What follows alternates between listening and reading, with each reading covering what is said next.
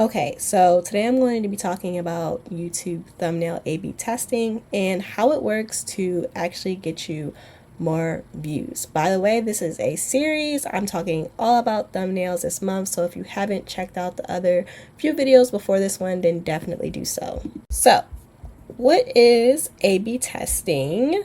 And I took these screenshots directly from off of the Google YouTube sort of like help page. So basically you can compare the performance of up to 3 YouTube thumbnails that you create to find out basically which one works better. So the winning results may take a few days, or it may take up to 2 weeks to actually, show you the results. And when they are ready, they will be available in your YouTube studio. And I'm going to show you how to upload it in a second. And then after that, you can choose to either use the winning thumbnail or you can rerun a new test.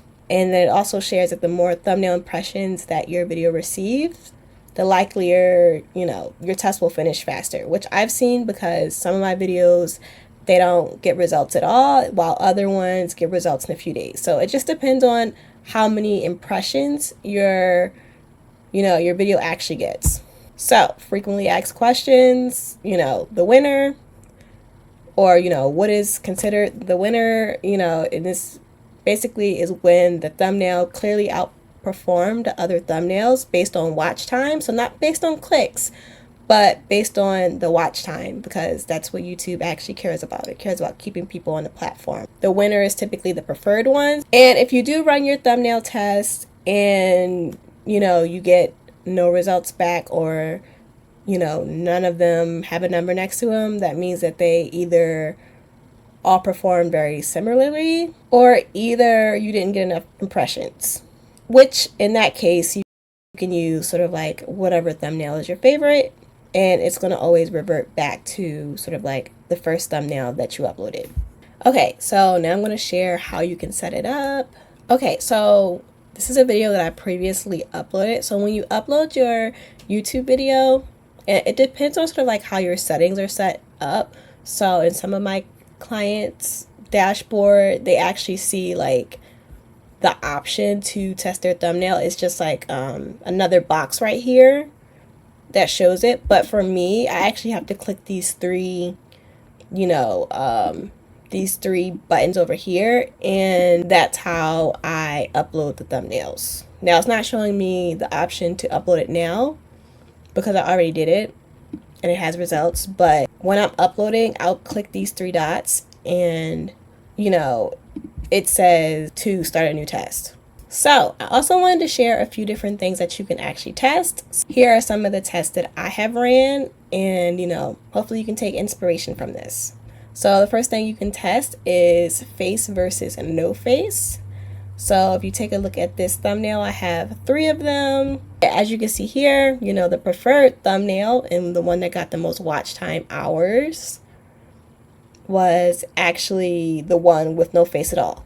The next thing that you can test is different facial expressions. So I also share sort of like how I do my thumbnail photo shoot in my other thumbnail videos, but this is another thing that you can test. So as you can see here, it's literally like 3 different photos. So it's the first one, I look all frantic. The second one, I'm just sort of pointing with a straight face. And then the third one.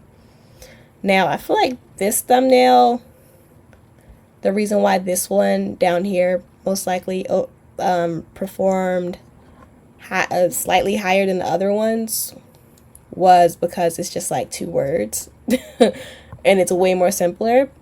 But, the one above it is actually not too far behind it. And it's also, not as many words as the first one. So, that's another thing you can test.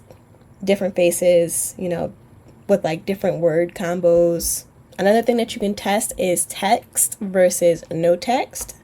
So I have text on the first 2, and then the third one I have no text at all, which this one actually didn't come to a result, which is fine, but it's just another thing that you can test. And another thing you can test is different layouts. So basically all these thumbnails kind of had like the same thing inside of them, but they were laid out differently. And there was also, again, different wording. So this one says finally monetized, and it has those little 3 photos. The same photos are actually over here, but they're in different, spaces. And then this one as well. This one says the same thing, kind of, with the little words, not with the bigger ones. But it's like basically just laid out differently. And then also each of these thumbnails have like different titles on them, different bigger text titles.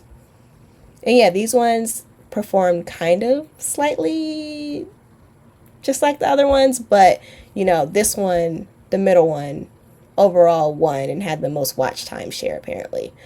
So, yeah.